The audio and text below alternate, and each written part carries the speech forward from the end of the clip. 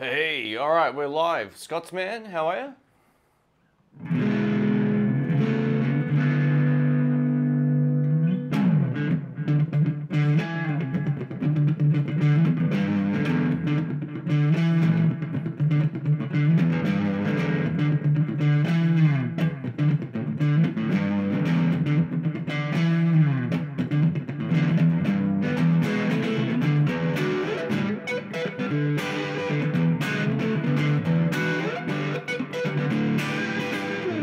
All right, we're live. Let us know what the tone's like as well. We're trying something a little different today. Is that a t-shirt from Reverb? I got it from the Reverb booth at the Melbourne Guitar Show. They were giving them out for free. So that's how I ended up with one of these shirts. All right, we've got Stephen, welcome. David, Will, Kevin, welcome guys. Greg, Aid, how you doing guys? China Guitar Skeptic, welcome mate. That was an awesome live stream earlier. Your new room looks wicked. So guys, if you haven't subscribed to him, go check it out.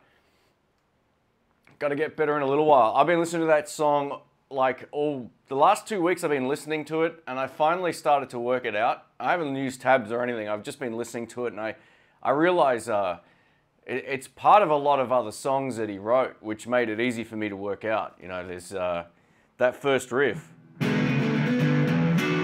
You know, give or take, it's sort of like. It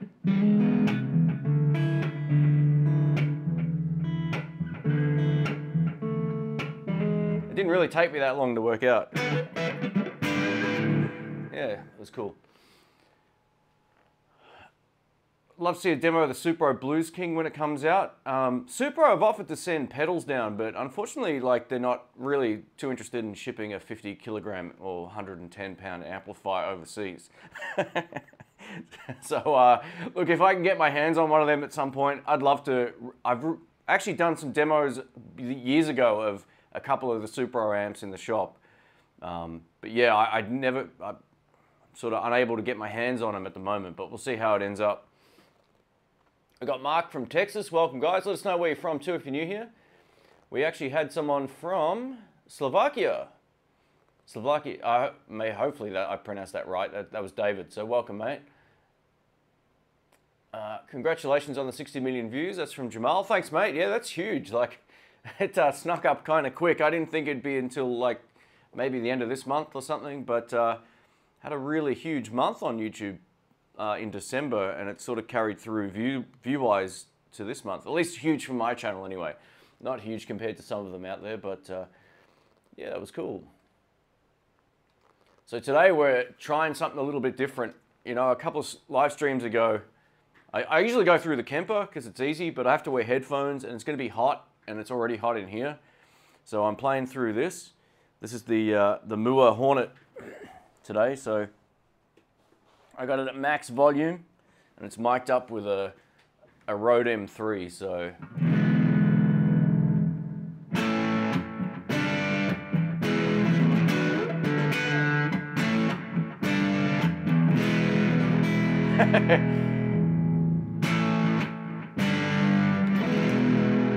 Cheddar, welcome, mate. Hey, Ice Bike, how are you, mate? Thanks for joining in. Another Aussie.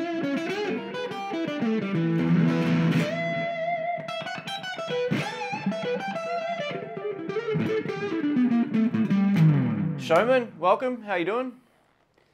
We've got Landon, welcome, mate. How are you? All the way from Australia as well. I think that's where he's from. I'm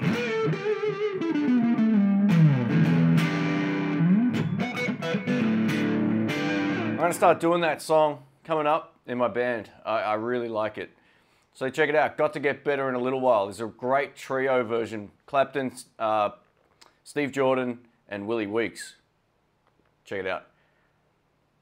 Brad Miller, welcome, mate. How you doing? Great tone, thanks. So yeah, we've got a little amp out today instead of using the Kemper. I thought I'd mix it up.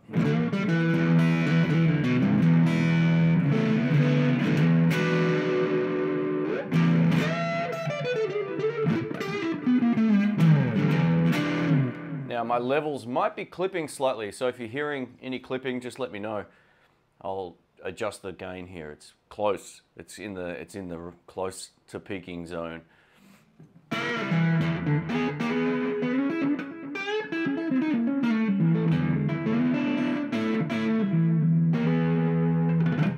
Am I familiar with Brock Davidson? He's incredible. No, I'm not. I don't, at least not by name, but I'm terrible with names. So maybe I've seen some of their stuff. I'm not too sure. Studio looks great. Thanks, Surfby. I appreciate that. I've changed some posters up last week, and this is about as... Oh, you know what happened?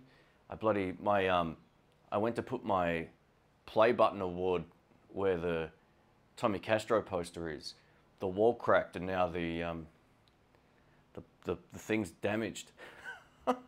So I contacted YouTube to see if I could get another one. It looks like I'm gonna have to buy it, but I'm waiting on a quote. I can't believe it. It fell and it hit the amp. It hit my Bugera amp, actually, when I had stuff in a different area. So the play button, it doesn't look that bad, but it's just like, it's brutal. So tone is surprisingly good from that little amp. That's from Old Guy Jamming.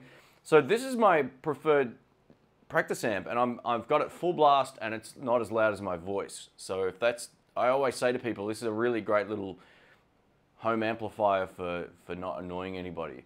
Whereas the Bugera, which is behind the Mustang over there, is way louder, especially at 5 watts. So for me, this is a good little practice amp.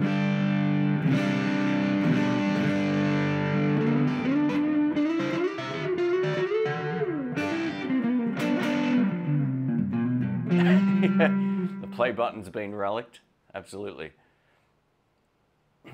Jamal says he loves that song as well, but I'm partial to the live Fillmore version. Yeah, the live, there's plenty of great live versions. There's also a really awesome, relatively new version from, I think he did it at maybe his Crossroads Festival or something. It's a rockin' version as well. Yeah, I love that little sort of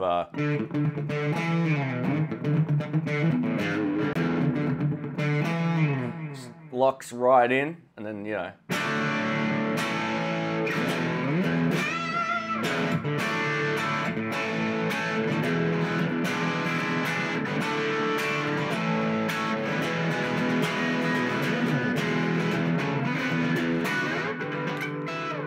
Oh yeah, so the chorus is, I mean the verse, I should say, is so nice and easy. Then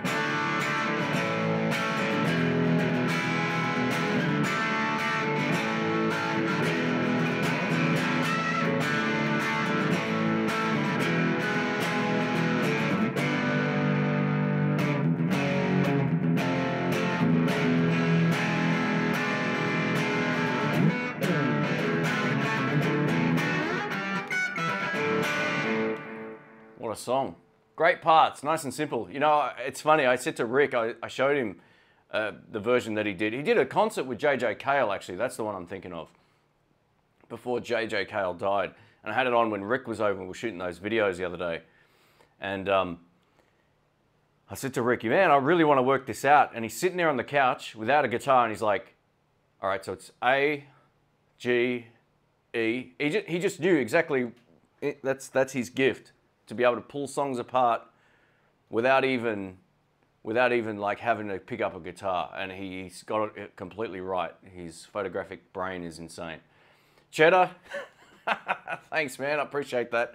So you'll be getting some of this money back now, mate. You're at 1,000 subs, so next time you're live, if you go live and you've got your super chat going on, I'm going to start sending you money back.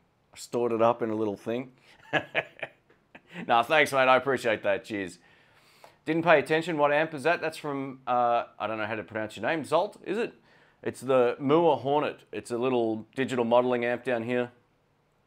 It's probably something like 3 watts or something. It's got a small speaker, maybe 5. It's not a high-powered amp.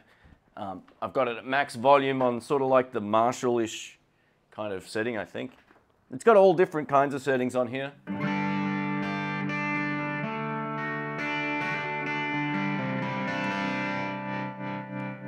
Thanks again, Chet. I appreciate that, mate. That's insane. He says, I had blue cheddar for the first time a couple of weeks ago. It was super good. Steve from Ireland, welcome guys.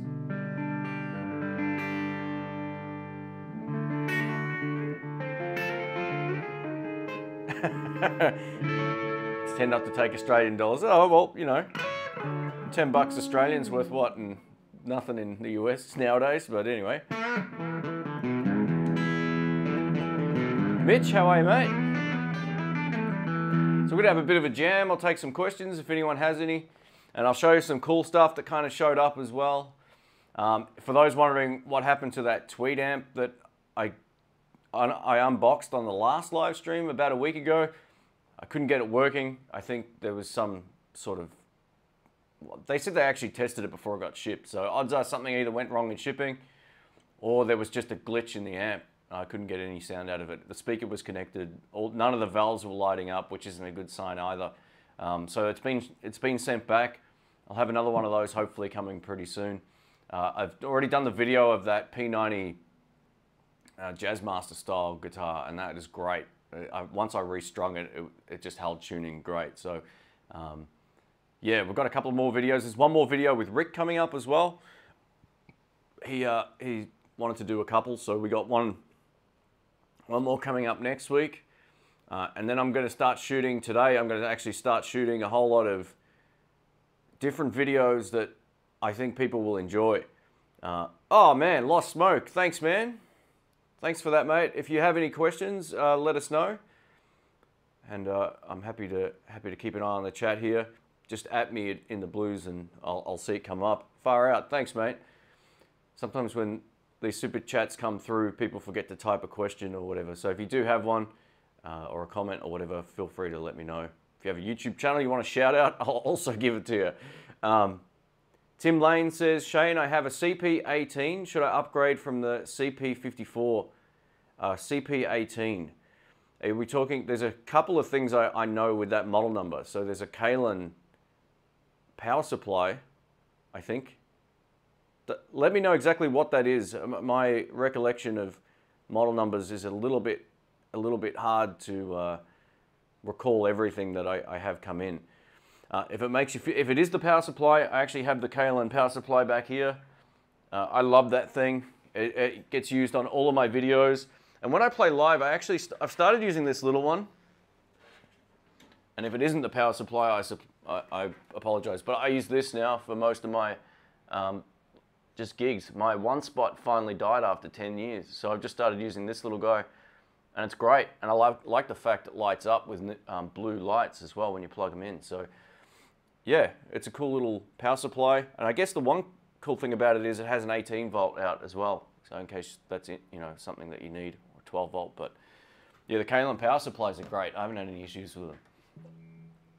Old Guy Guitar Vlog, so stoked to hit 100 subs. Well done, mate. That's awesome. You know, YouTube's a funny thing. There's some guys that will just put a video up and they'll get 50,000 subs. You know, it just depends on what you do and how you do it and if it's unique and interesting and all that kind of stuff. So just try to come up with some content that, you know, works for you and that you enjoy and watch it grow.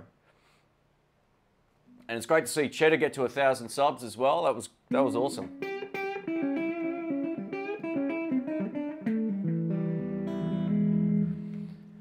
Shane, I know Dr. Rick has the German custom Philex SG. Did you get a chance to play any of their artists / China-made guitars? I didn't personally because there were no lefties. I had an Ibanez shred guitar and an Ibanez jazz guitar, and that was it. You know, Rick kept telling me, sure you don't want to take a guitar? And I'm like, that's a guitar factory, man. There'll be plenty there. So, yeah, unfortunately, no. For me, they had a lot of nice guitars there. There was a couple that stood out. The one Rick got, I really liked.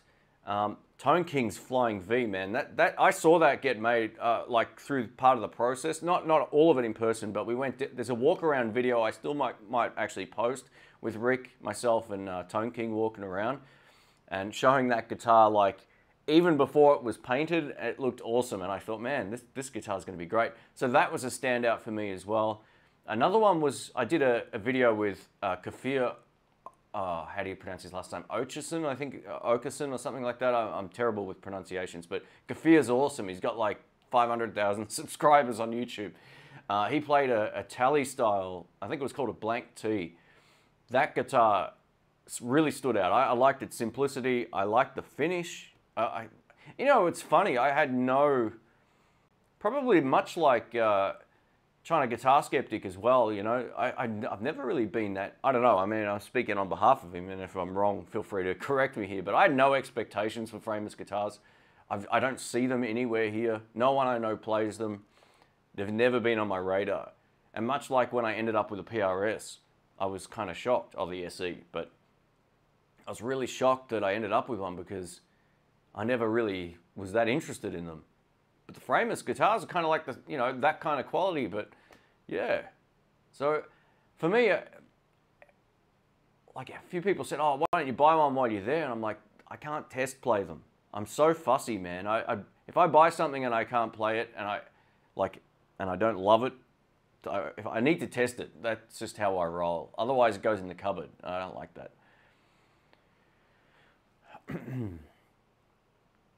All right, Melissa B, welcome. Hello, greetings from Maryland. Just wanted to tell you how much I like your Guitar Search Saturdays. Thanks for that. We've got 3 more coming up, which is pretty cool. They're a hugely time-consuming project.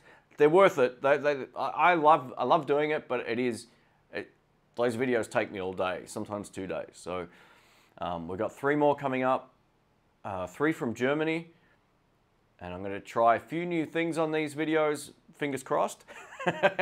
So yeah, I like to try to mix them up. So this will be I think the 3rd full season of them coming up. It's crazy. But yeah, thanks. It's an interesting and unique sort of look at shops all around the world. And I got a bit of a surprise maybe for later in the year. We're going to see if it comes to fruition or not. I'll keep everybody posted on that, and just a little tease.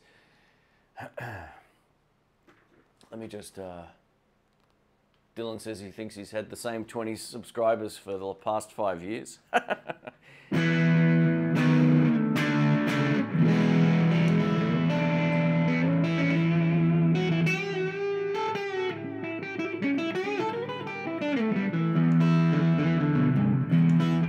There's a whole theory and best practices for YouTube. There really is. And I spend a lot of time, even though my channel is not growing as fast as a lot of other channels, I'm happy with its growth. It's always going forwards, which is usually a good thing.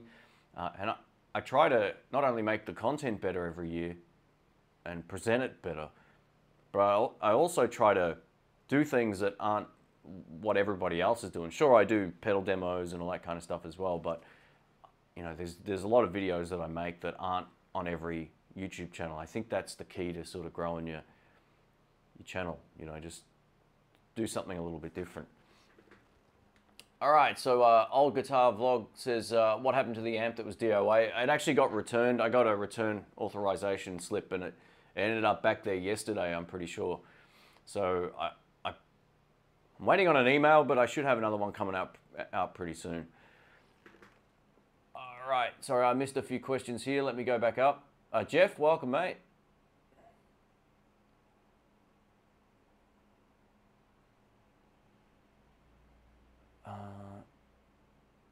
Oh, this CP18 is the old orange overdrive. Is there much of a difference?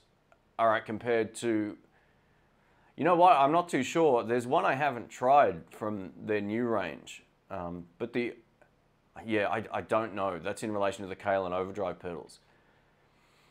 Yeah, I don't keep all of the pedals I'm sent, unfortunately. It's just not practical. So I don't know if I've ever done a back-to-back shootout with those. But yeah, sorry about that, mate.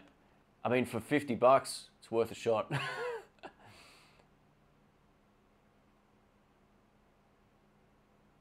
Let me just go down here.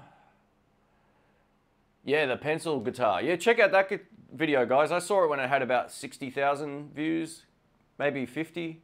It was pretty new. And then supposedly the channel's gone crazy. Wolf mentions the easiest guitar for him to play is his Yamaha Pacifica. Stay tuned for a video kind of about that coming up.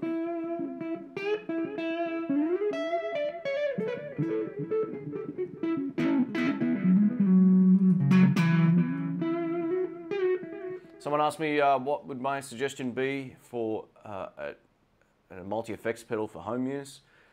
I would probably say there's a pedal I got to test a little while back. I'm just racking my brain here to the Mua GE200. You can record direct straight into the desk. You can use it straight into an amp. So it's got amp sim. You can load your own IRs and all that kind of stuff. It's kind of a little bit like, I guess, how the Helix works in a way. It's not that complicated, but it's along those lines. Like, it's a foot pedal that you can use as a direct out into a PA system, which is how I used it when I played live with it, just straight into the PA where we didn't want to take our amps. Or you can record straight into the desk, much like the Kemper. Or you can use it without the amp sim stuff, or speaker sim and mic sim, straight into, you know, any amp that you own. That would probably be my choice. You don't want to skimp too much if you're buying something like that. If you buy like an old piece of tech, it's going to be probably not very good. There's a few good ones out there, but that would be one of the ones that I would suggest that kind of does everything well.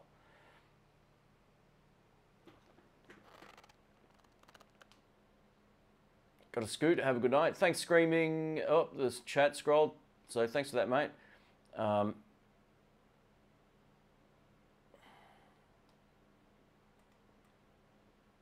Hey, we've got 120 people here, guys. So if you're enjoying the live stream, please give it a thumbs up. That's awesome. See if we can get it to 100. I don't know what it's at, but that seems like an achievable goal. Terry, welcome, mate. How you doing?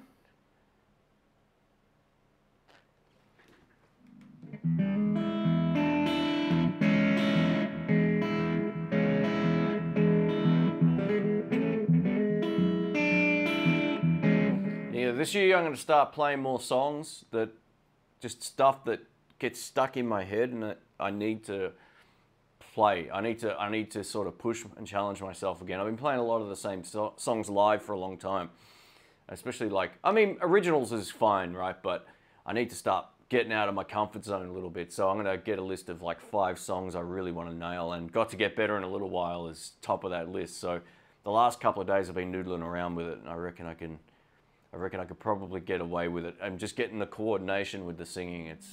There's a few lines that are kind of hard.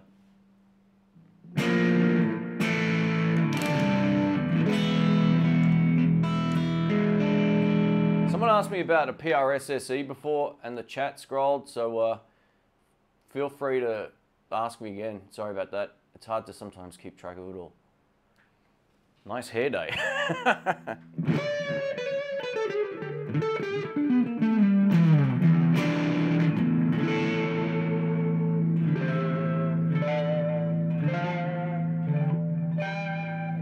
Here's a trick for a lot of guys that probably just open up some windows or doors or whatever.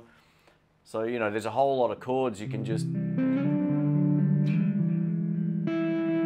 move around to make different chords. Play with that sort of stuff as well.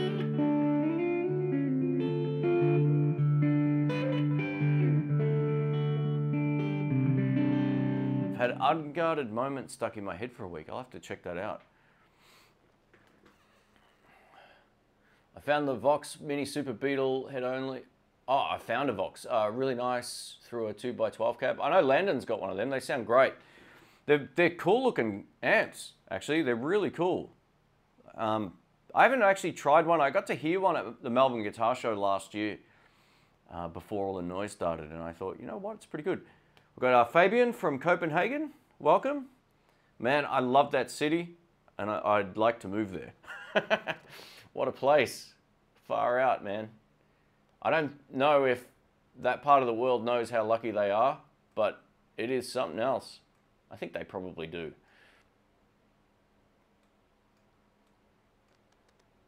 What do I think of Roy Buchanan? So, I can appreciate how great he is. I just find him a little too weird for me. Phenomenal player, like an innovator. You know, his vocal was what it was. I'm no singer at all, but he's, you know, he's probably not the greatest vocalist ever. But he was laid back. You know, his version of Hey Joe's kind of crazy. You know, he's the king of doing like the volume swells and all that kind of stuff. I found his tone a little too much. I think he was playing like a Fender Twin on 10, basically. So, all right, I'm just going to take a quick sip of this.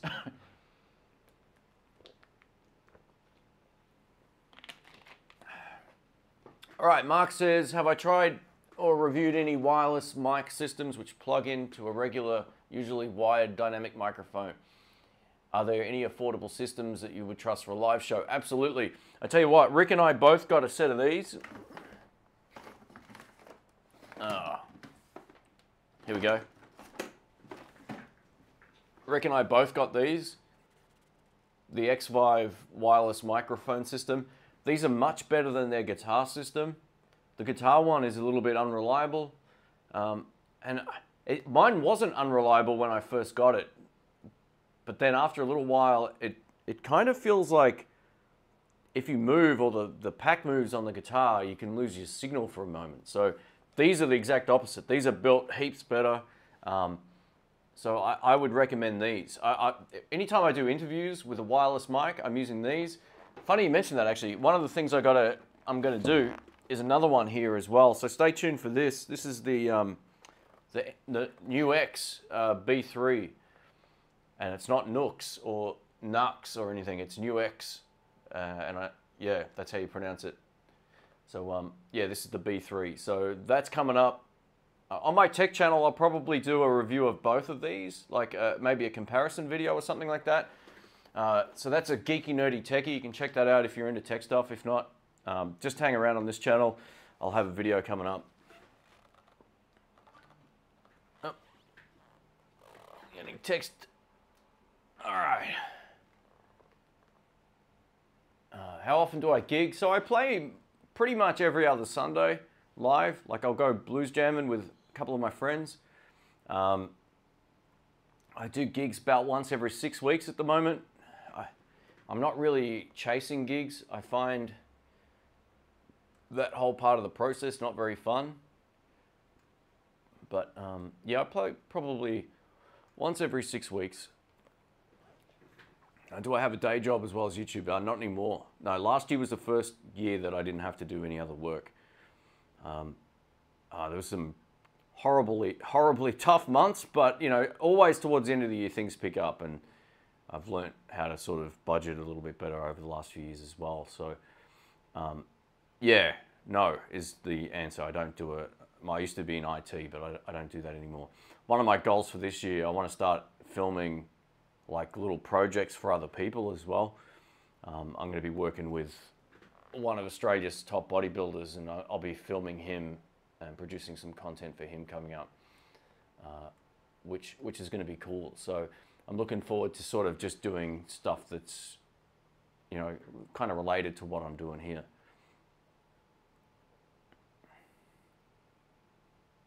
Oh, here we go. Landon says he's also started to notice that issue with the U2 as well. It seems like the jack is very sensitive. Yeah, you know, when I reviewed it, I said, I wonder how good this connection on the end is. And I wasn't specifically talking about like the input jack itself, but it was more like the entire end. I just didn't sort of trust it as a long term. And I mentioned that in my review of it. It worked on the video, and I used it a couple of times, but there were times where I went to use it for live streaming, and I was like, well, I can't use this now. And every time I'd knock it or move, this would get moved, the whole thing would crackle. So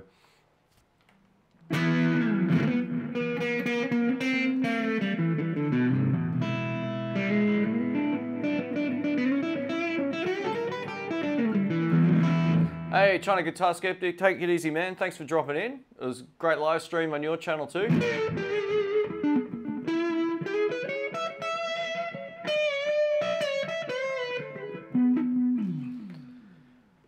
All right, a Tokai Alice 75. Tokai Alice 75. Let me have a look at this one. Like I said, I know some of them by model number and others not a chance. Let's have a look.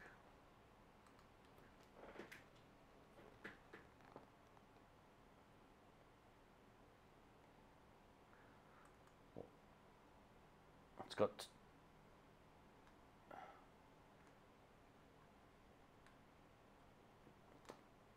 a lot of people are saying that it's good. I just can't seem to find... oh yeah, here we go. Let me move this over here. LS70... Oh man, it looks great.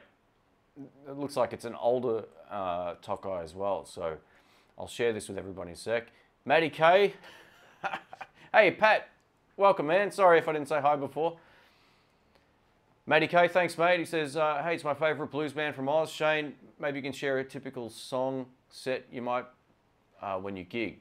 Okay, so for me, if I'm playing, it just depends on what I'm playing. I do primarily like a lot of the stuff I write, I play live. So I've got a mix between blues and my own stuff. So that's kind of like where my gig is at the moment. I do play some covers. I usually do like Bill Withers stuff. So a couple of the songs I like is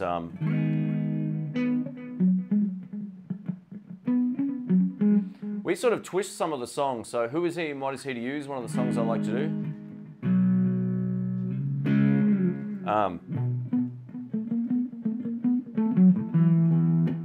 You know, I'll do Use Me as well. That's an old classic. Little Wing was one I used to play a lot. Sometimes I'll even do Six Blade Knife from Dire Straits. Other stuff, like a lot of J.J. Cale stuff, The Breeze. That kind of thing as well. I love After Midnight, but we kind of do like a swampy version, so it sort of goes like a...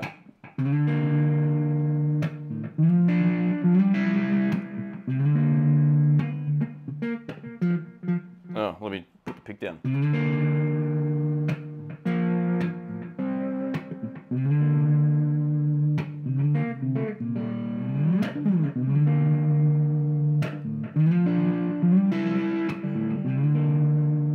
We kind of like with a different sort of groove too. So we kind of mix things up like that. In terms of the blues stuff, man, you name it. Like I've done a lot of different blues over the years. Like everything from the stuff you've heard, like Stormy Monday, The Sky Is Crying, Red House, man, Crossroads, Tore Down, Every Day I Have the Blues. Man, yeah, just... I used to do, and still do sometimes, I Got a Woman. Man, there's like 100 blues songs I reckon I have in my head. Yeah, and some I don't play anymore, and some I still do.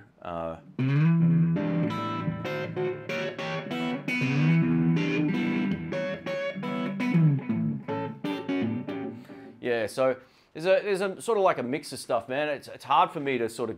I've got a list on my phone, actually, of a lot of the blues stuff, but yeah, it's just what I like to try to do with blues is just kick off a feel and go. You know, there's not a whole lot of... Tore Down's one of the songs I'll try to play similarly in terms of feel. I do some Chris Kane stuff now as well. Good Evening Baby is one of the songs I really like to do from him. I'm working on another new song of his actually called My Baby's Gonna Leave Me and I'm Gonna Call Her a Cab. So that's a cool tune as well. But yeah, just a mix of whatever comes into mind sometimes. Sometimes I don't even have a set list. I've got enough original stuff to play like 3 sets basically. So like some of these riffs you've heard me play for years.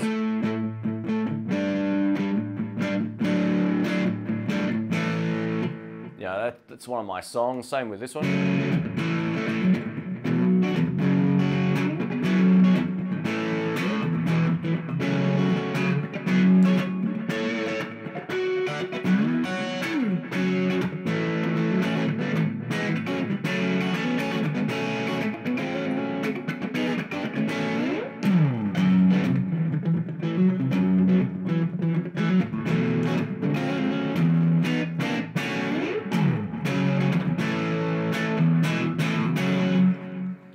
There's other stuff from like Papa Chubby. I used to play Stoop Down a lot.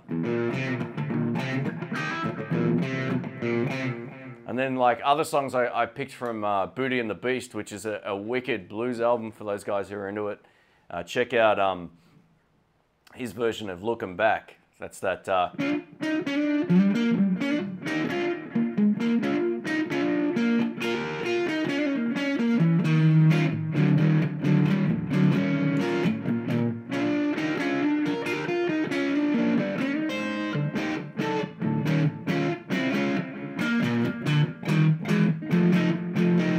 I was walking down the street. Yeah, it's like a New Orleans kind of, it's a great feel. So yeah, just a bit of everything, man. Anyway, that's the long answer there. Let me just move this chat down here. Matty K, thanks again, mate. I appreciate that. What year and specs are on the tally? Okay, so this is a 52 reissue. I got this in 2010, I think. It had vintage frets, but they wore out within like 3 years. So I ended up having stainless steel frets put in, 6105s. I've changed the pickups back to these twice or 3 times now. So I've got Danny Gatton, Joe Barton, Danny Gatton pickups. So Danny Gatton was a killer country player. And these are as low output as vintage pickups, except for the bridge, which is the modern version of that. But you can buy like both low output pickups. So nearly any boutique pickup builder will say the best noiseless pickups on the market are these in a tally. And I totally agree. I haven't played any that I like more. I actually like the neck pickup on this more than any single coil I've had in here. And it's funny, I've gone back and forth a couple of times and I always end up coming back to these pickups. They don't buzz.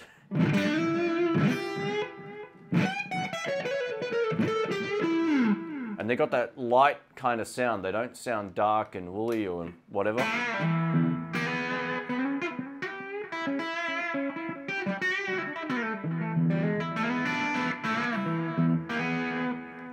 You know, I've tried a number of different brands over the years, like D. Allen and all the Fender ones. I've had like 3 sets of Fender noiseless pickups. They're okay. Some of the Fender ones are all right. My favorite ones from them were probably the hot noiseless ones that I actually had in one of my Strats. But like the D. Allens were the Johnny Highland ones when Johnny Highland went to Company 25 that year. And they just weren't anywhere near as good as these. These just sound way better. I love Johnny Highland, but yeah, those pickups weren't very normal sounding. So yeah, this is kind of like ended up being, you know, this is the guitar I'll probably have until I finish playing. It's great, and the wear marks on it. This is what it looks like after 8-9 years of playing it. You know, like you get stains and stuff, but you never really wear through this kind of finish. I guess the only other things I've swapped over the years was I got sent one of these tally plates about 5 years ago from a company. I can't recall what they're called, but it's got an angled, you know, it allows you to have an angled switch. And I changed the pots as well to see, what are they? They're Emerson Pro pots now. So I love Emerson Pro pots. I put that, anytime I need to replace the pots, I use those. I'm not affiliated with them or whatever, but they're great. Nothing from Tool. I used to love Tool when I was in high school. I still listen to a bit of that sort of stuff from time to time, but yeah, I don't know.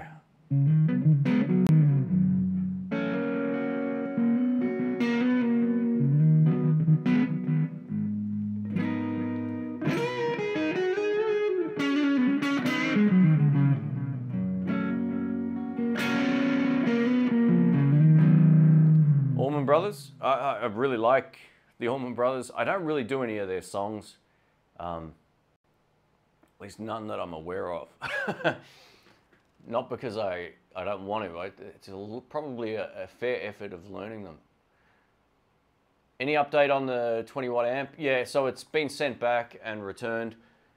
I couldn't get it working. The valves weren't lighting up. There was no sound coming out of the speaker. The speaker was connected fine, all that kind of stuff. So I guess and still turned on, which is odd. So something else was going wrong. I'm hoping to see another one of those pretty soon.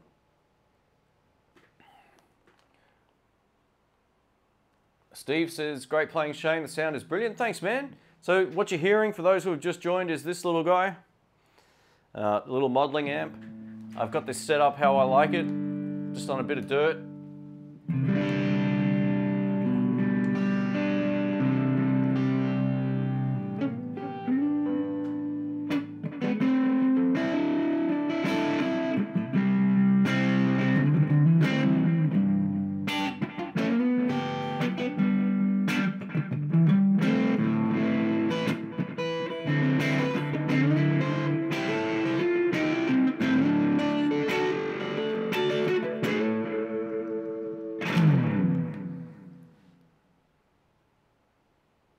Danny Gatton was amazing, absolutely.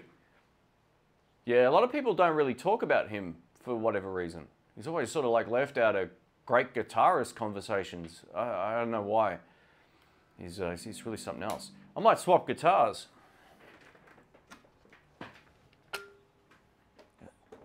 I got this out today. I thought, you know what?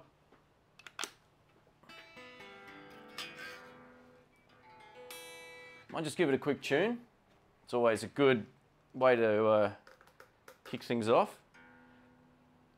Weather's been pretty hot the last week or so, on and off. And we all know what these sort of guitars hold tuning like. All right.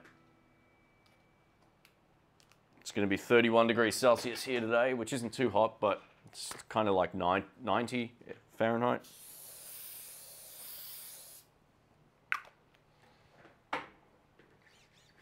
All right.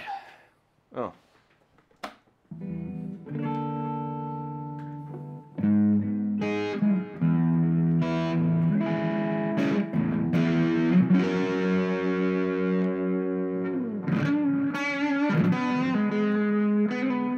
Yeah.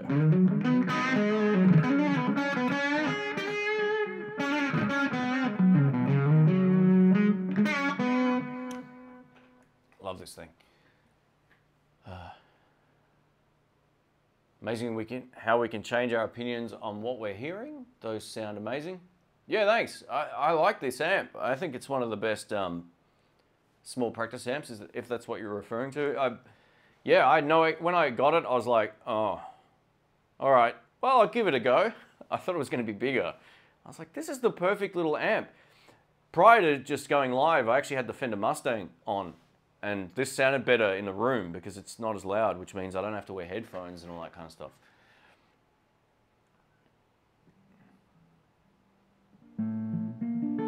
How long have they made those reissues? Because you said 2010, but I swear my buddy said he's got 1982.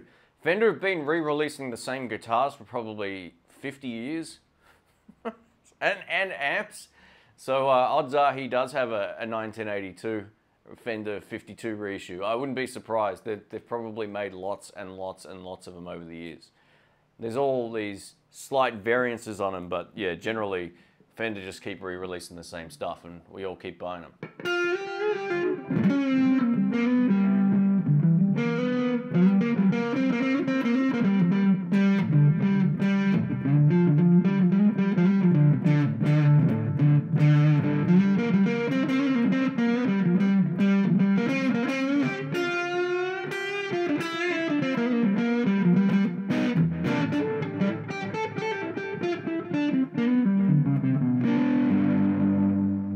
Just change the tone up a little bit here.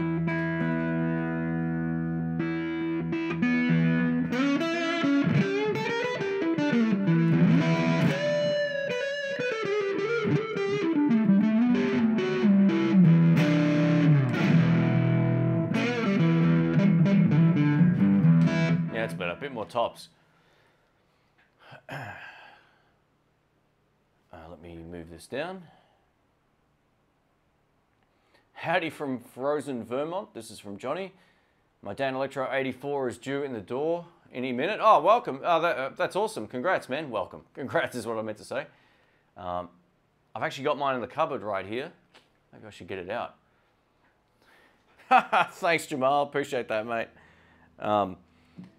Yeah, I hope you like the guitar, Johnny. They're pretty cool. The lipstick pickups definitely have a very different vibe to them than like straight up Strat pickups. They're a little sort of like less hot than my Mexican Strat, I would say, in terms of their output, but don't let that bother you if you do a comparison. Just turn the amp up a little more.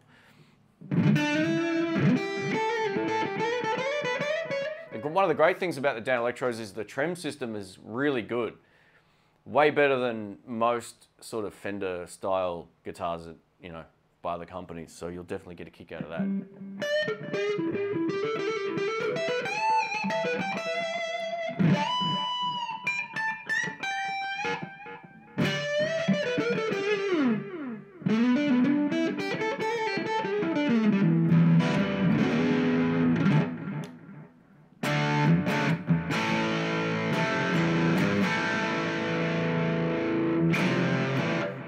In the room, this amp rocks. I gotta say, it's the perfect volume.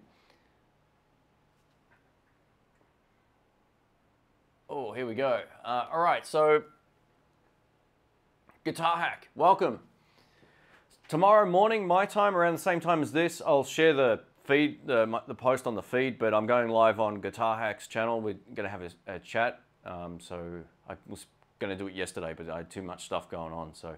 And a lot of driving, so it wasn't going to work out. But yeah, I'll be on there tomorrow, guys. So if you want to check that out, check out his channel. Spray finger ease. Oh, I love the finger ease, especially when your hands are kind of it's humid and it's muggy. Hey, Robert Baker, how are you, man? Welcome, mate.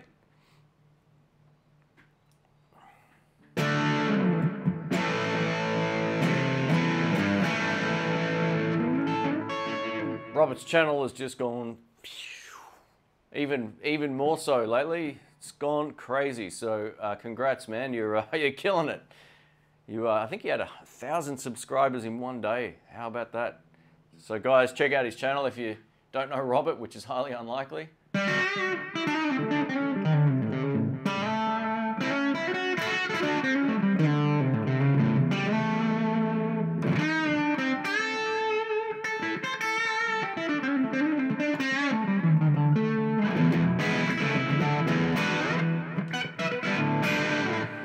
So, Guitar Hack's just asking what I'm playing through. I'm just using the Moore Hornet mic'd up with my Rode mic.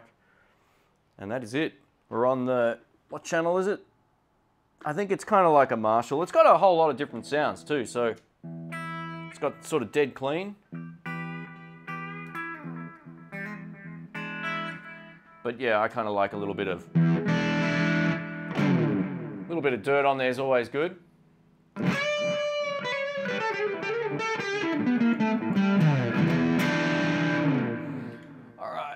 Okay, we got a super chat come through from Thrash Metal Fun and Riffs. Sorry, man, I didn't see that until now.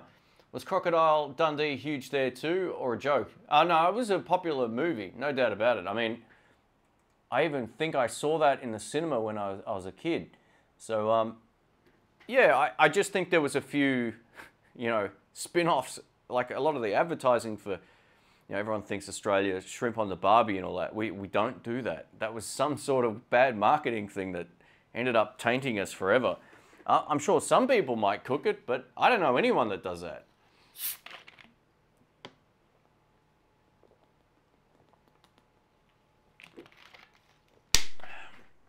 Paul Hogan was a respected sort of, you know, comedian, actor, whatever. He wasn't disliked, I don't think. And it's funny because in Australia, when people get popular, sometimes they automatically don't like a lot of people. It's weird here. There's this weird mentality. They call it what do they call it? Is it the tall poppy syndrome or something like that? I always forget which sort of way yeah, it's something like that anyway. But that said, yeah, he was cool. I didn't mind the movie at all.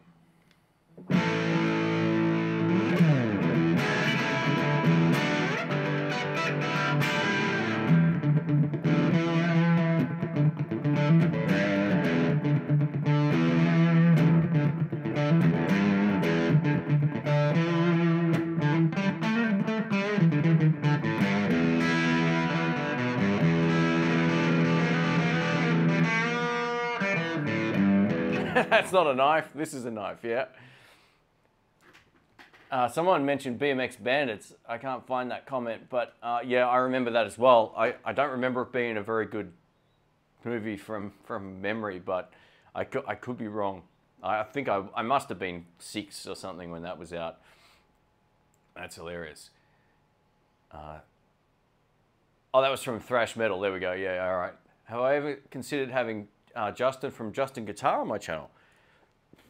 I thought he was from New Zealand, that guy. I didn't realize he was an Aussie. Okay. I haven't watched a lot of his videos. I know. Excuse me. Sorry, that's the Pepsi Max. Yeah, maybe. I don't know. I've never really spoken or messaged him before. I know of his channel, obviously. It's huge. So maybe, yeah, that's a good point. Maybe I'll round up and see who actually... Supposedly there's another really popular Aussie YouTuber as well, other than Brett. There's like a shred guy. I don't know his name. I had a photo. There was a photo taken of myself at one of the booths at... not like as part of the booth, but just looking around at the Melbourne Guitar Show. And the caption was 2 of Australia's most popular YouTubers or whatever. I don't even know who the other guy was. And he probably didn't know who I was because we're in like completely different, you know, niches or whatever. He had tats and he had the long hair and he was shredding. And so, you know, that you kind of don't see each other's stuff because it's so different. You know, that's just how YouTube kind of works. But yeah, I'll have to look into who that guy was. If anyone knows who that is, let us know. Do you know any other Aussies that are like big in the metal sort of scene on YouTube?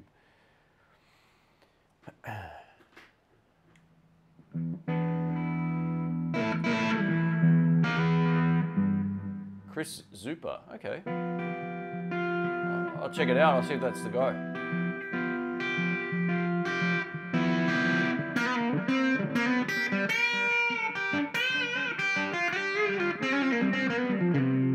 Glenn Proudfoot. Okay, awesome, awesome. Thanks, guys. I'll definitely check out some of these names. You could be right, and this is just not one of those things that I intentionally like avoid anybody on YouTube. I think the way that they suggest channels and videos is kind of like in relation to what other people that watch those videos would also watch. You know, like it's like a collated sort of group of recommendations. And if you're watching blues videos, odds are you're not going to be watching a lot of metal videos or vice versa. So, oh, that guy can only play 12 bar. Oh, that guy can only shred. You know, like you get... Why would they suggest those? So the algorithm's getting kind of smart. Matty K, oh, Matty K, what are you doing, mate? I have to mention I bought the Moore Hornet on your recommendations, sitting right behind me right now. It's my daily practice amp now. Thanks for that, mate. Just added a loop station to it too. Far out. That's awesome, man. I'm glad you're liking it. It's a testament to what I think of it as well. And as you know, they're not overly loud, which makes it really appealing to use at home, no doubt about it.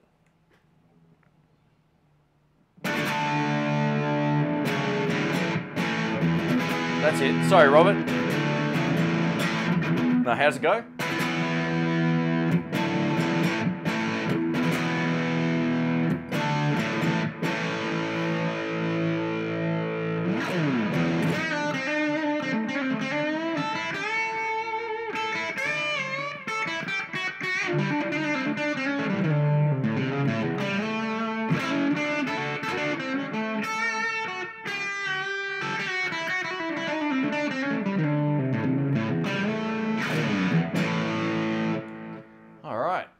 Hey Amanda, welcome. How you doing? We now officially have 2% of the female audience on YouTube in the live stream right now.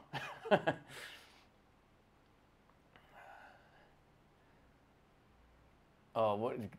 I play 15 bar blues. It's 3 better. Now, here's a question for everybody. I was having this discussion with a few friends the other night. We did Stormy Monday, the actual version, you know, with the extra.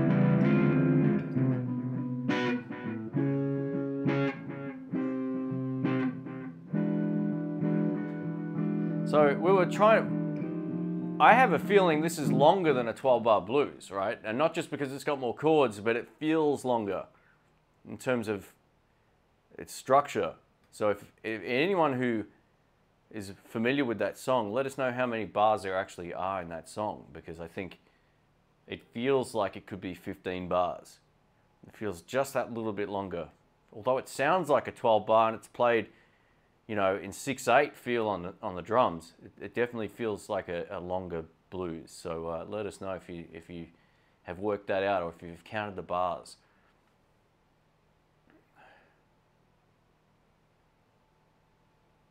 All right, what do I think of John Mayer's guitar playing? Overall, great. You know what? I stopped kind of listening to him the last few months, or maybe longer than that. I loved his trio stuff. I liked some of his pop stuff. Some of it I can't stand. You know, like, you know what kills me about him? His vocal, man. I know he had problems with it and stuff, but it feels fake. And all you have to do is listen to like other guys who, when they talk and sing, you can hear that it's legit.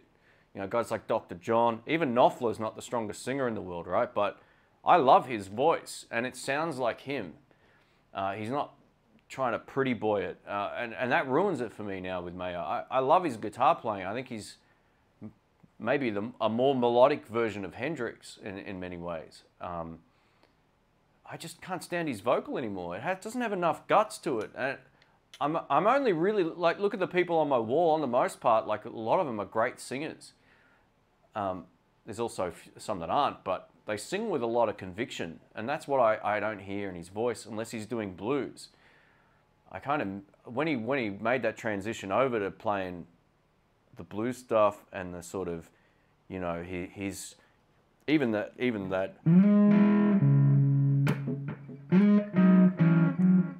oh, whatever. I haven't played that for forever. It's something like that.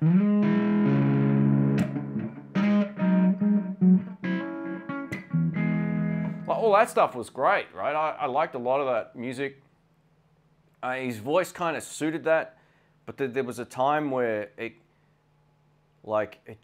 started to sound cheesy to me, man. I just can't turn that part of my brain off. I liked these sort of J.J. Cale albums that he did.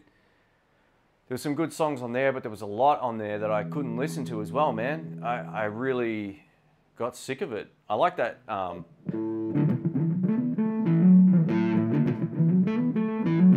What was that? Something about Olivia song or whatever?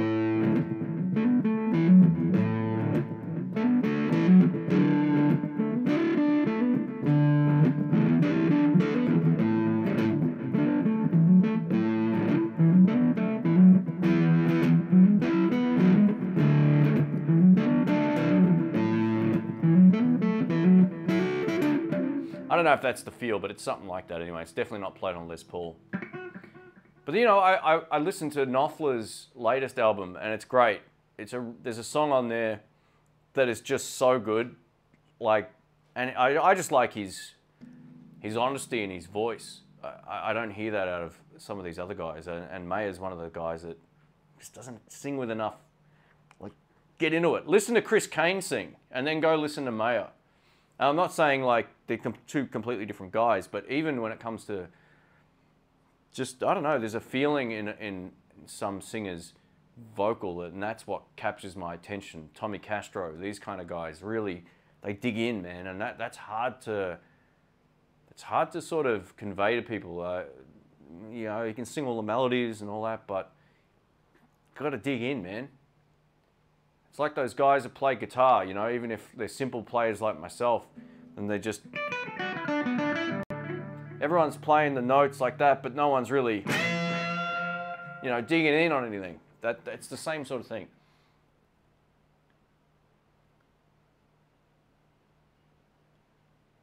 Who should check out the Marcus King Band? Yeah. Intheblues, T-Bone's originals were a slow 12-bar blues. Yeah, I mean, a lot of T-Bone's one of my favorite players of all time. You know, like, if you don't know T-Bone Walker, get into some T-Bone if you're a blues fan. I think his licks are still, not many people can do that style well. He's got a great phrasing, a good mix of major and minor runs and stuff to just even today, no one really ever captured that. You know, Todd says Knopfler is so unique. I love him. Yeah, and that's the thing with Knopfler. You know, he's even after Dire Straits, he's had so many great albums.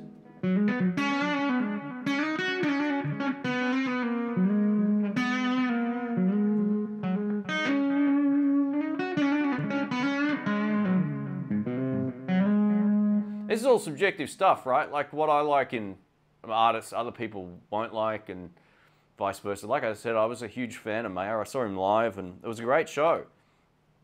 I just find his albums a little bit on the boring side now. I don't like the pop stuff, so that's why I don't like his new albums. If he did another blues album, odds are I'd love it. So it's just all one of those things.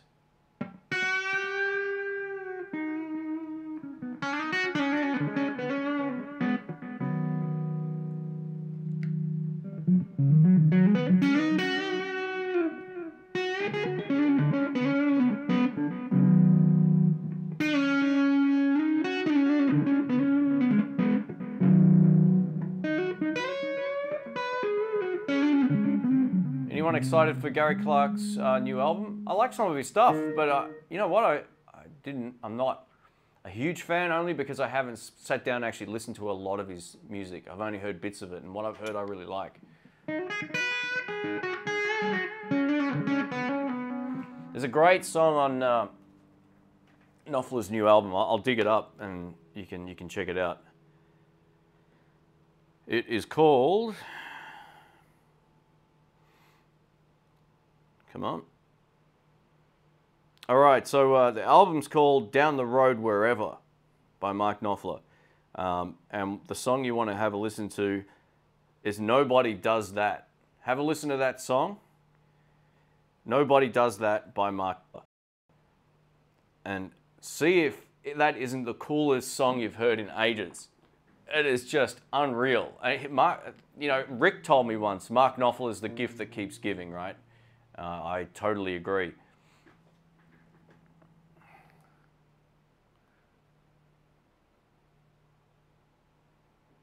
Oh, did my stream drop there, guys? Sorry about that. I don't know what happened there.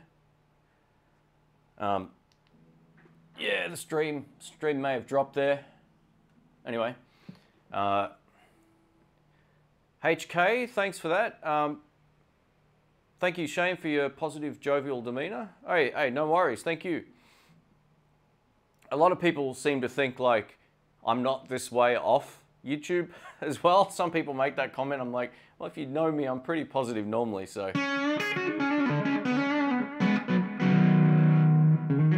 So, HK, thanks again, mate. I appreciate that.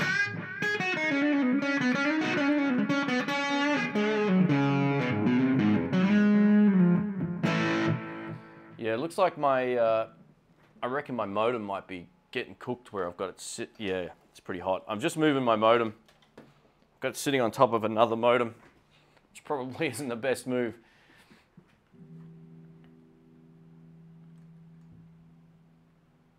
Let me just pause this. Hopefully that helps a little bit. Nice Gibson, yeah, thanks. This is my Japanese Tokai. So, yeah. It does the job. I dig it.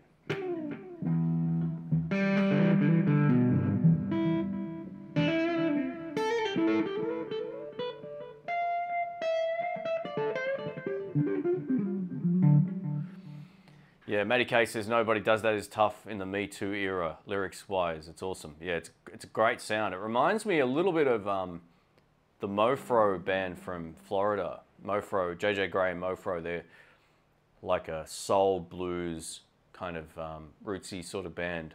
Great horn sections, all that kind of stuff. It's got that kind of, you know, killer horn section. Like Mark Knopfler with a killer horn section. Who would have guessed, you know? So, yeah, that is just, that album's great. Yeah, sorry about the stream dropping there, guys. It should be fine now. You know, it is a wireless connection, so occasionally it's going to glitch, I've come to realize, but it's way better than it used to be. Have I got a Stratocaster? I do. There's, I've I've got two. I got the SX one right behind me here, and I got a Fender Arctic White Fender Strat, made in Mexico. Yeah, I love that guitar. This is just what I've got out at the moment. It's got fingerprints all over it. The beauty of a black guitar. This has got like a 60s sort of vibe to it.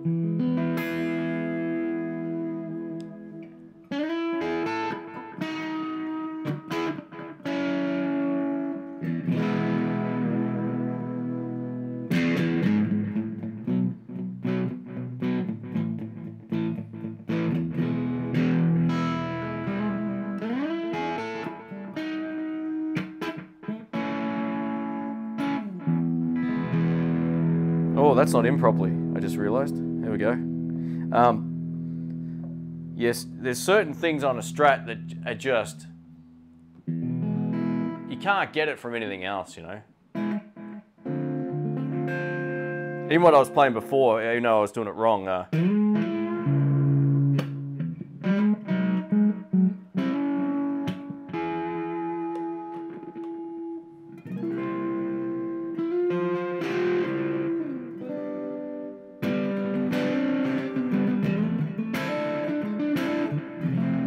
I think it's a bit out of tune. It's been sitting there for a while. Let's sort that out. But yeah, this Strat is great. Like, it's dirt cheap and it works. Yeah, I was out of tune. Sorry, guys. That's brutal.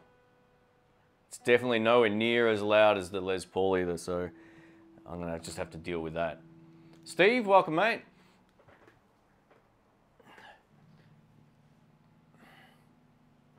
I think I've never seen you with an SG. Am I mistaken? I did have one. I've had two of them. I had an Epiphone, but I don't know if I ever did any videos. Then I had a made in China Tokai one as well. So yeah, I just didn't get. I couldn't get used to the neck heavy thing on them. Like Rick's one's cool. His is really well balanced, so it doesn't tilt forwards and fall.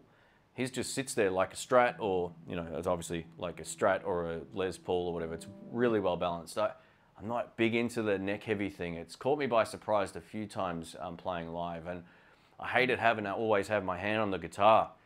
It's another thing that I didn't like about it. You could kind of position the strap differently, but if you're playing a couple of sets, there is some video of me playing live on YouTube with an SG.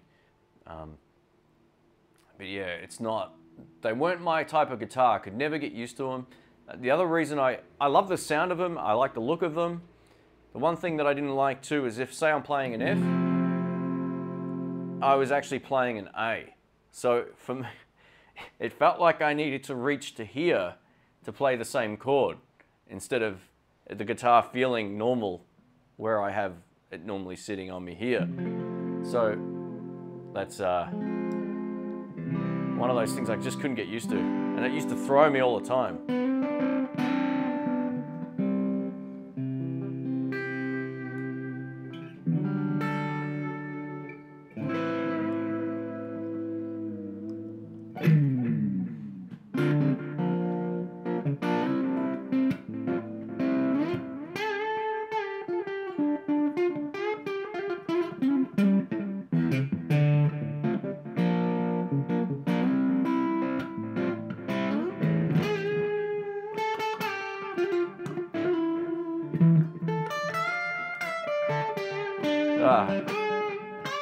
Shit.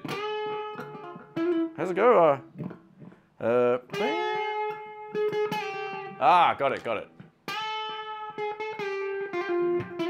The bend was terrible.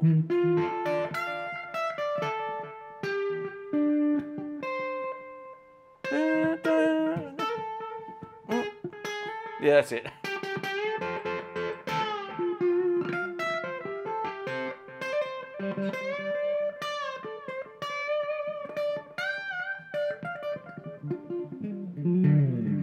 That was brutal. We'll probably find out that Mark unfortunately passed away after he heard that.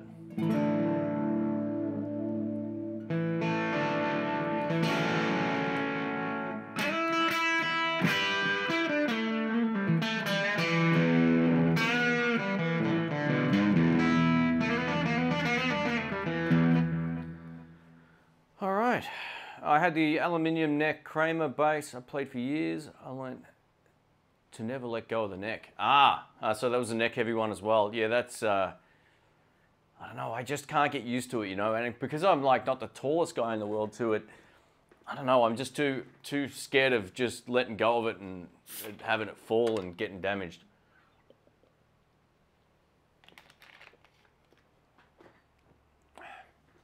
David wants a good guitar tech in Melbourne. You take it to Tim Evans. Just look up Tim Evans amp repair or TR Evans. It might come under as well. Yeah, he's the best. He's in Seaford. Best amp tech out there. Great guy too. Really lovely guy. He makes his own amps, but he's, you know, authorized Fender guy, but he can fix anything from Marshalls to whatever. So he's legit. He's not gonna charge you for doing, you know, he's not like a bad mechanic. He's legit. As the only guy I go to.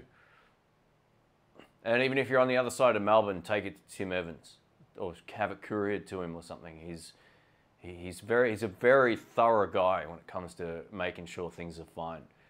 I've had 4 amps serviced through him over the years. They're all like under Fender warranty at the time. So Russell Lucas from Queensland, welcome mate, how you doing?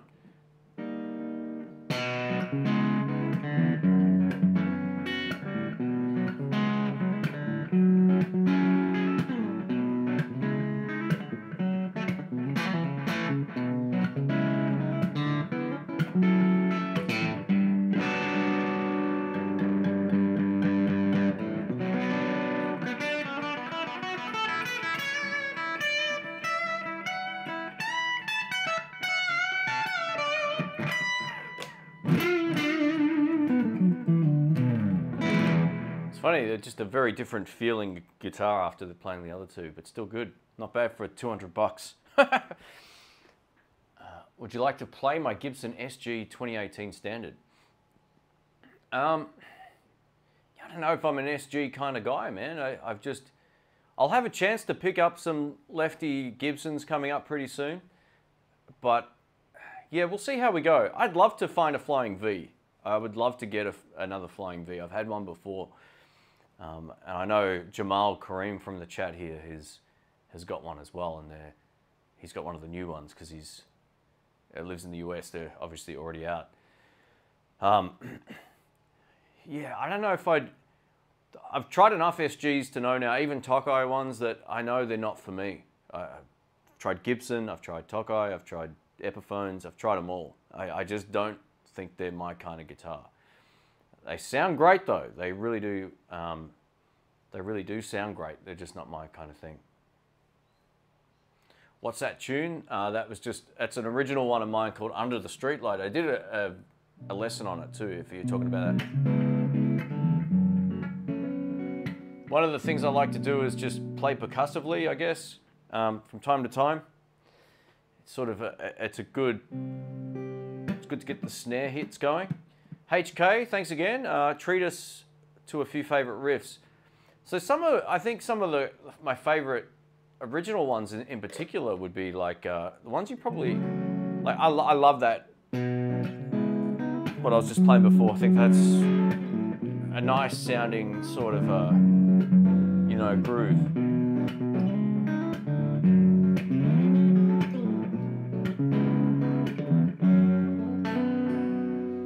I guess there's a whole lot of some of my favorite sort of progressions, I guess, at least anyway, like.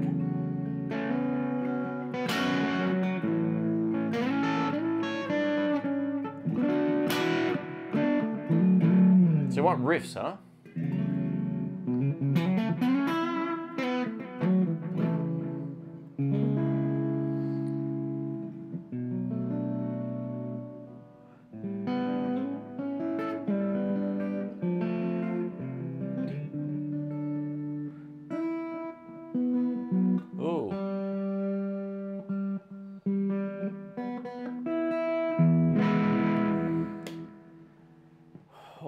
I guess a couple of mine would be, man. Let's see if we can get some drive out of this thing here. Let's see how we go. I'm probably going to butcher it because I haven't played it for a while, but...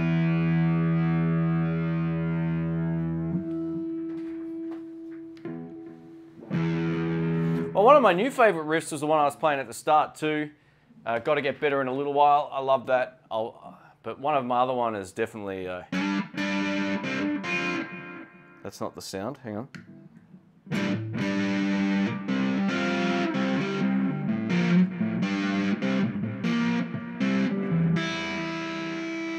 I need a wah, man. Get that sound.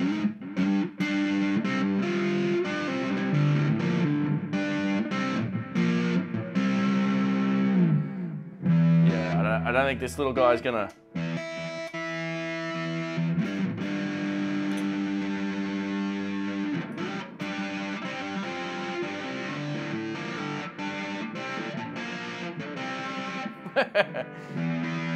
That's a different preset altogether. Yeah, I don't know. I just JMP90. Oh, the Jazzmaster. All right, I'll get it out. Let's do it.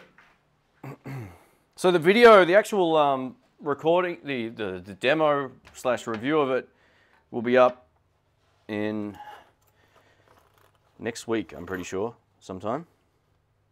Oh, here we go. Got it. First bag out of the cupboard.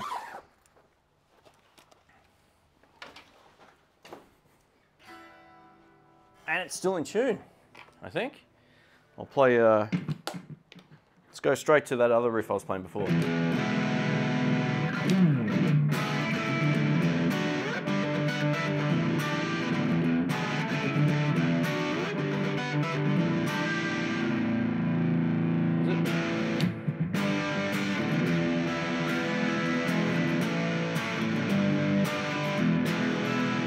That's bridge pickup.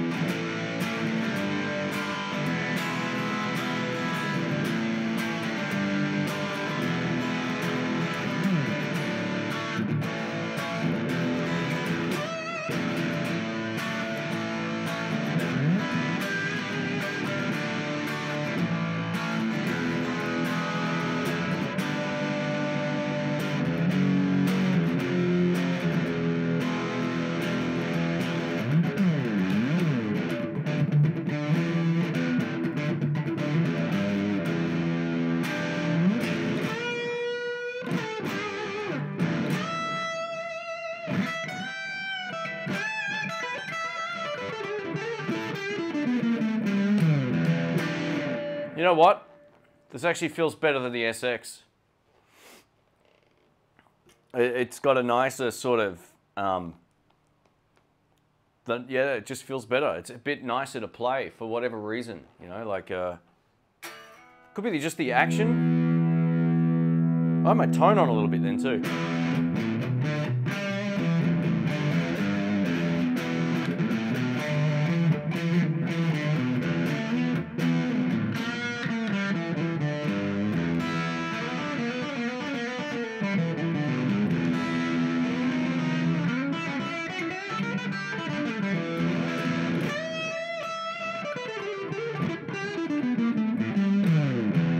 Do I know how to play Give Me Back My Wig? I don't know. No, I don't know if I can recall that song off top of my head.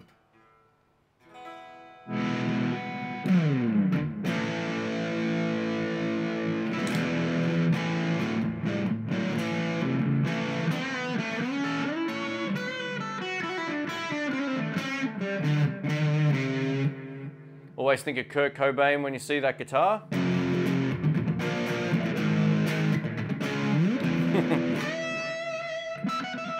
Thanks, Robert. Thanks for hanging out, mate. I appreciate you dropping in. That's awesome. And congrats on all the success on YouTube. You're killing it, man. So, well done. Have I ever played the Squier Jazzmaster or J? No, I haven't. I haven't played that one. Great guitar for the money. Awesome stuff. Actually, I have a wig that will be making a reappearance in a video coming up, so stay tuned for that.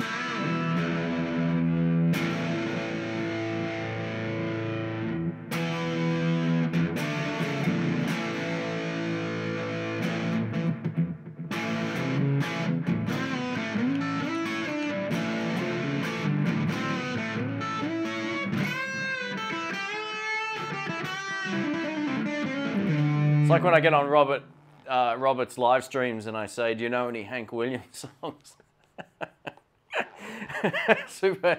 Yeah, that's funny. It's like, thanks for that. He's getting me back for my silly humor. All right, how long have we been going for here after the collapse of the stream earlier? 1 hour and 21 minutes, cool. Did I give up on the Fender Mustang GT amp? So I got a replacement for it. I turned the other one into a speaker cab. I'm gonna do a video about this coming up. I'm gonna downsize a lot of stuff. I don't need a lot of the gear that I've got. Some of it's handy for YouTube, obviously, but I gotta start getting rid of stuff. I'm gonna do a video based on like what I gig with and then all of the other stuff. And then I'll make decisions on sort of what to get rid of. I don't like having lots and lots of gear. And I know there's more coming too, which isn't a bad thing.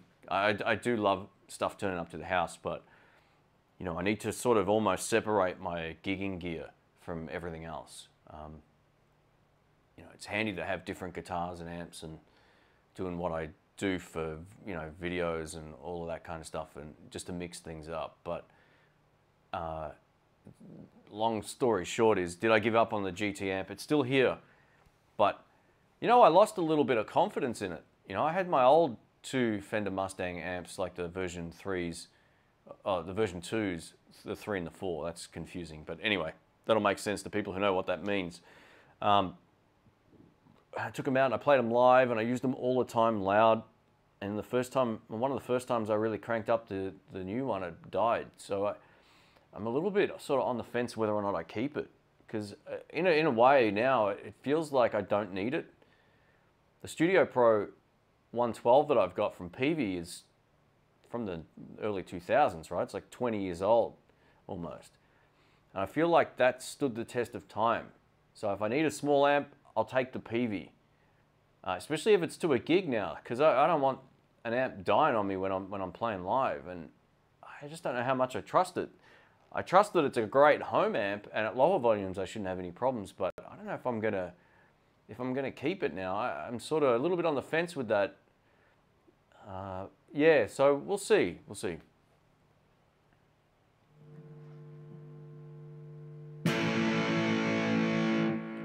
What's the one amp out of all the amps behind you wouldn't get rid of? The Blues Deluxe.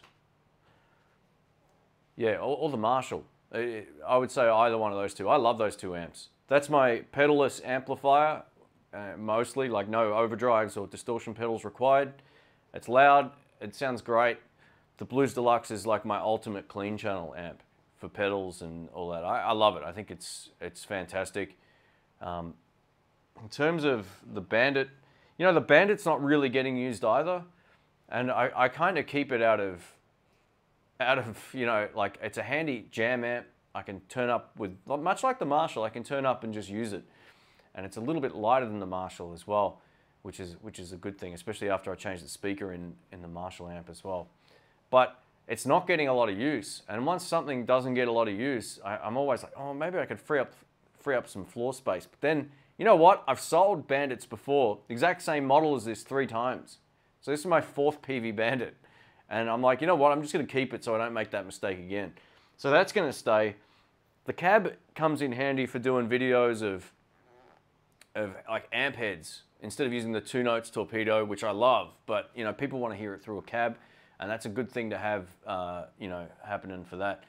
The Bugera V5 Infinium is probably another amp that will go. I just don't see myself using it. For home use now, the Moore Hornet has been the go-to amp, and it's a whole lot smaller and lighter. I can sit it on the desk, and you know, it's a cool little amp. So yeah, we'll see.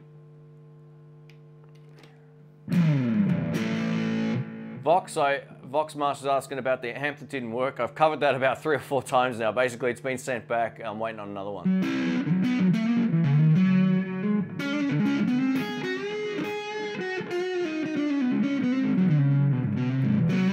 Yeah, this is the Grunge Master. So the review of this is coming up.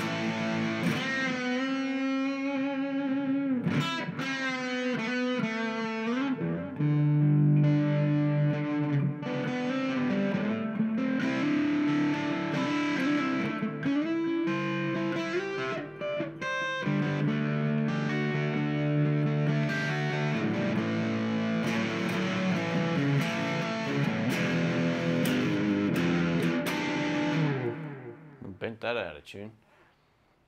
I love the clean and full sound of Fender amps. Yeah, it's hard to beat. It really is. There's something about the Fender sound that is just great. You know, it's very cool.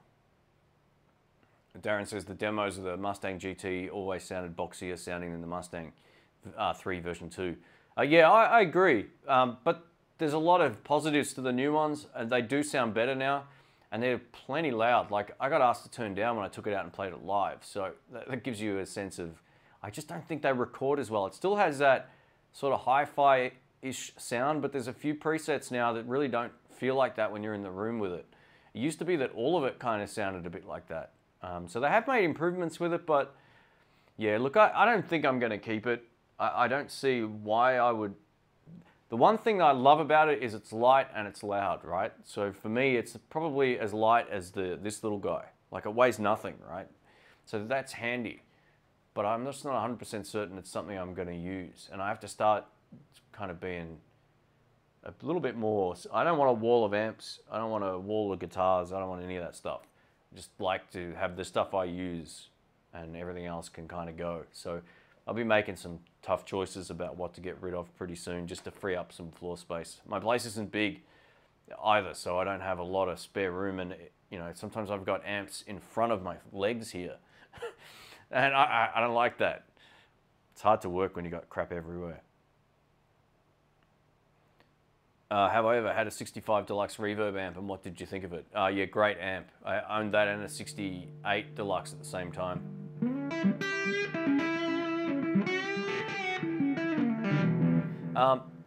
So my thoughts on it are great clean channel, great pedal platform, all that kind of stuff. I probably did 200 videos with that amplifier back in the, maybe 5 years ago or something. Or less, actually. But yeah, then it wasn't loud enough for a lot of the places I was playing. You know, if you're mic'd up, it's fine. I just found that I had it maxed out a number of times and it didn't sound good maxed out, so. Thanks, Guitar Hack. Cheers, man. I'll be there tomorrow, 100%, so don't worry about that. I got my alarm set for the morning and I'll wake up. So if anyone wants to see Guitar Hack and I chatting tomorrow, check out his channel, guys, and subscribe or click that notification thing for the live stream. And yeah, we'll be having a chat for probably an hour or something like that. So see you there, man.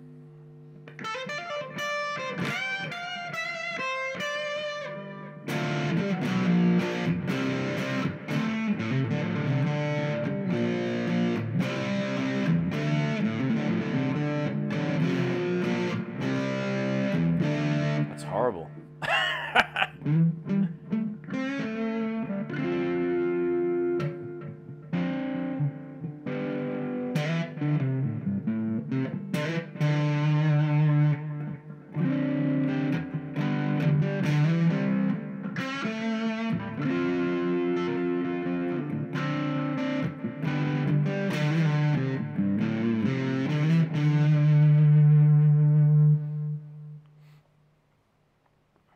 Modeling amps are great for home use, and maybe even studio. Not sure if I would trust them for gigging. Oh, look, I did plenty of gigs with my Mustang 3 version 2. I loved it. And the 4 as well, like the larger one with the 212s. Yeah, they were built like a brick. And they'll stand the test of time. I guarantee you in 10 years from now, you'll still see the prior generation of these popping up on the second-hand market. They'll still be working. I don't know how I feel about these ones, whether they're going to be as reliable. Look, I'm thankful Fender were nice enough to send another one of these out, right? Because they sent me the original one, which died. But yeah, I don't know. You know, like I'm not convinced that it's built as well as the old one, just in reliability, from a reliability standpoint.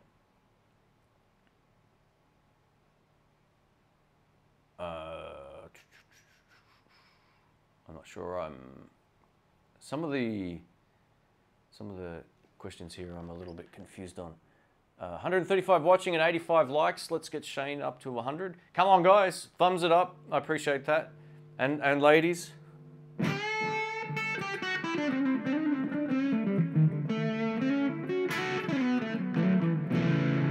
So what am I using for this live stream in terms of gear? I've got a Logitech C920 webcam today. I'm not using my DSLR or anything.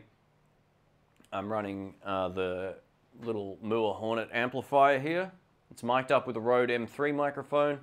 I'm going into my sound card, which is the UR22 MK2. If you go to any of the links in my description of any of my videos, apart from obviously the live ones, you'll see like my Amazon shop front thing there, right? Just like affiliate links for all the stuff I use, and everything's listed in there too. So I use a Rode wireless pack for my voice, which is also going into my sound card. I have my PC over here, which is over here, is doing the streaming, and I'm using some free software called Open Broadcaster software, or OBS, and that's going into my computer's obviously connected up to my modem, and that is it. I have a secondary screen right here, which I use as a reference monitor for when I film all my videos, so I can see what I'm focused on.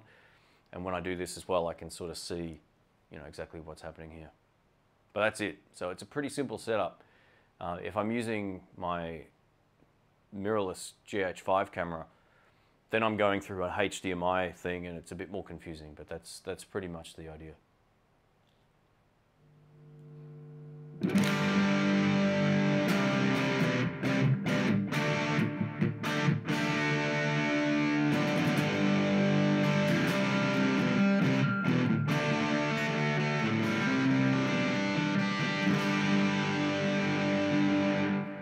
DMAX says, love to see a reasonable, maybe, semi-hollow shootout Epiphone Ibanez Gretsch. Okay, well, I'll see what I can do, man.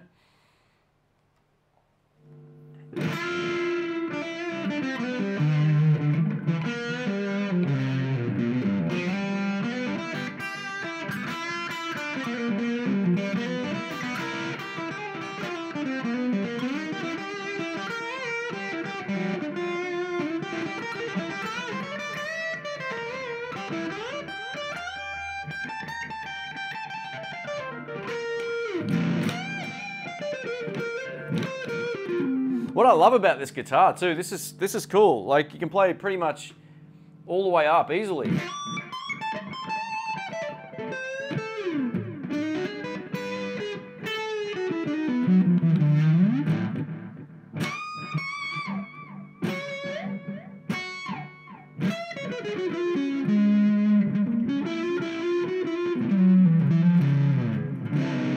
Yeah, so I'm surprised, like, the tone of this amp's conveying as well over the, hopefully as well over the live stream.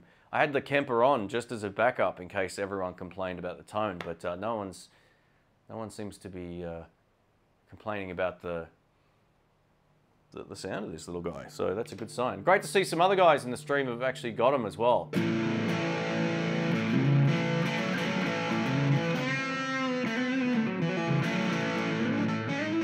109 thumbs up, thanks. That's awesome, fantastic, thanks guys. Still loving the SE, the PRS, that's from Troy, absolutely. Probably my favorite live guitar, still. It's light, it plays great, access all the way up, no buzz. Just, it's an easy guitar to play, I love it.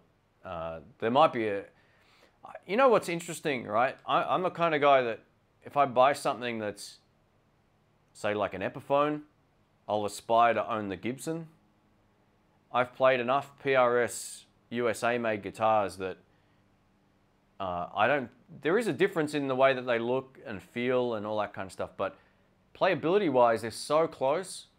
I just have no, like, I'm not as inspired to go spend 10 grand on a, not that I've got that, but you know, I don't really want to go out and buy anything else. The SE is fine for what I use it for. And for me to go spend 5 to 10 grand on a guitar that I'm only playing live with once every 6 weeks isn't probably the best. Doesn't make a lot of sense. So for me, I'm happy with what I got. It does the job. I love the look and tone of it.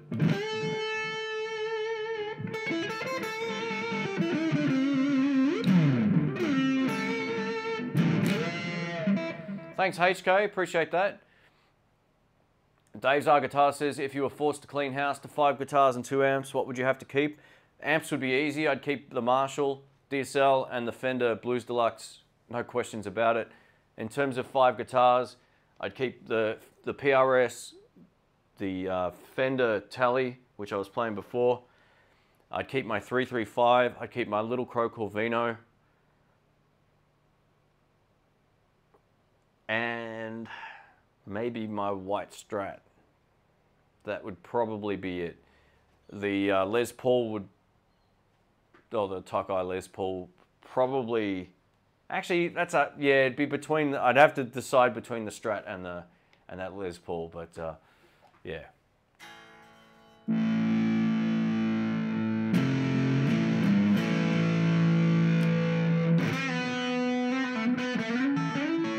Have I ever played a Fender Thinline Telecaster? Not in a lefty, no. I know a lot of guys that have those. I've got mixed experiences listening to them in my personal opinion. I think that the ones with the dual humbuckers can be a little bit muddy. I think that they need more tops. You know, it's just one of those kind of things where they're beautiful looking guitars, right? I haven't heard one where there's a lot of top end in the humbuckers. So for me, that's a bit of a deal breaker. Got to run. Great show as per usual in the blues. Good night. Thanks, Amanda. Appreciate that.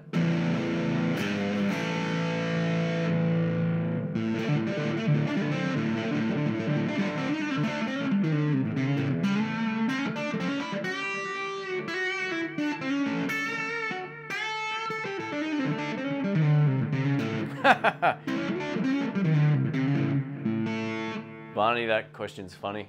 I don't know if I could pick 5, mate. I'd take them all down and do something else. Hey, Mike Bradley, how are you, mate?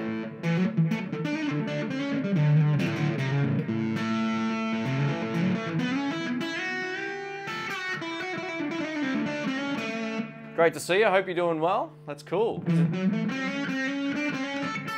Must be late there, I'm tipping. But you are a rock star, mate, so I wouldn't be surprised if you just come in from a gig or something.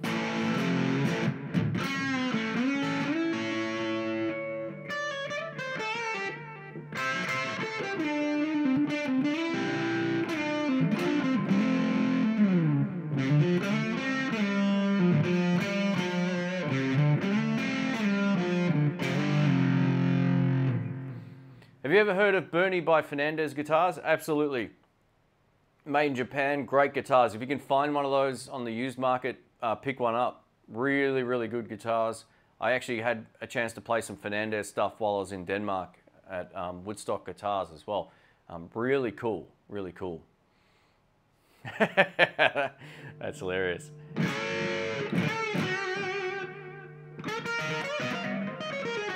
D. Lee says, man, 5 minutes listening to Shane with the Grunge Master and I'm getting on. It's funny, you know, like you would think with a name like Grunge Master, it wouldn't appeal to anybody else that doesn't play grunge, but it's, you know, P90s and a very similar feel to a Strat in terms of just physically. Obviously, it's the Jazz Master thing, but, you know, if you've never played one, that's kind of what it feels like. So, yeah, nothing wrong with this.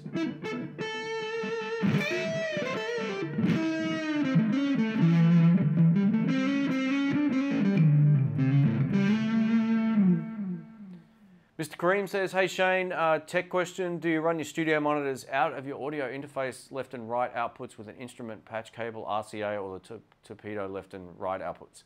Okay, so I run the torpedo live into the input. You need to get a TRS to XLR cable, right? So you need a balanced cable, otherwise you're gonna get buzz. It's weird, it took me a while to work out what was going on.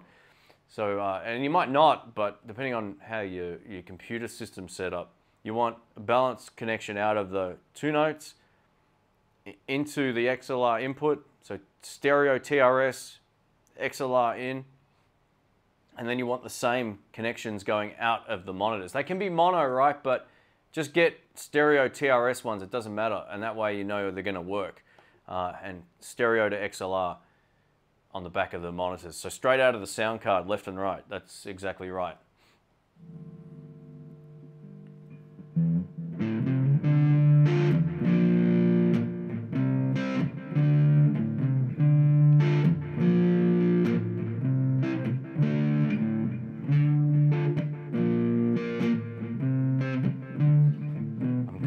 Copyright strike.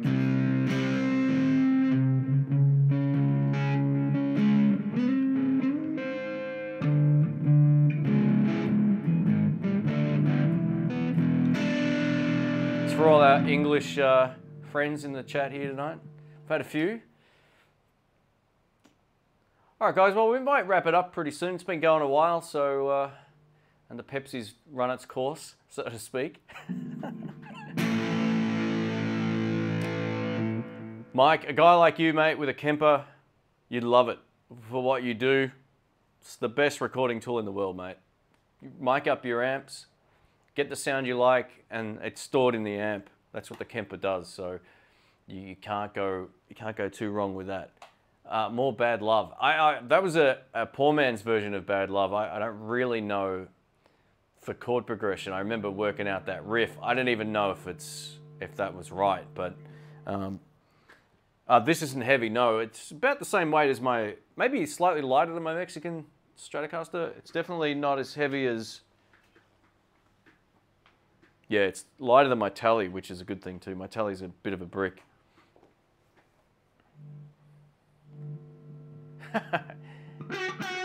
In Oz, black is positive and red is negative. I saw your Pepsi comment before. It made me laugh, by the way. That's good. Can I play Scuttle Button? Nah, I never really... how does that go again? Is that one?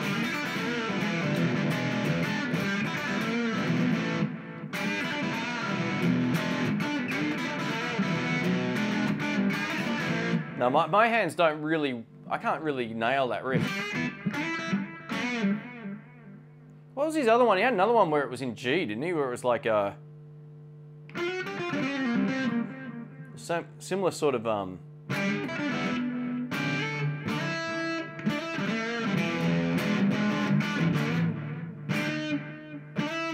Ended up sounding like another song there. Hang on.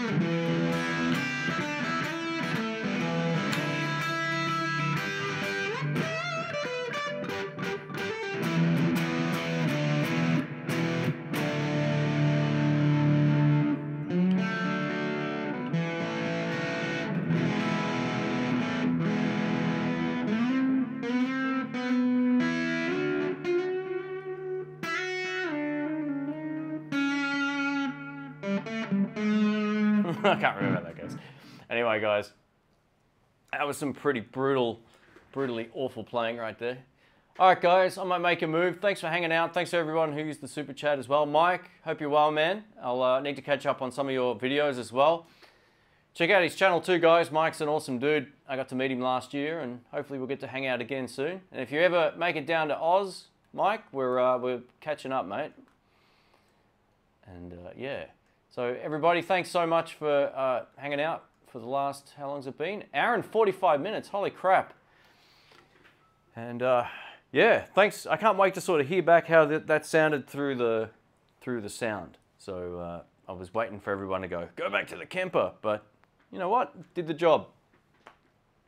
All right, guys, thanks again, and I'll catch you if you're around tomorrow, around 10 a.m. Australian time. So no.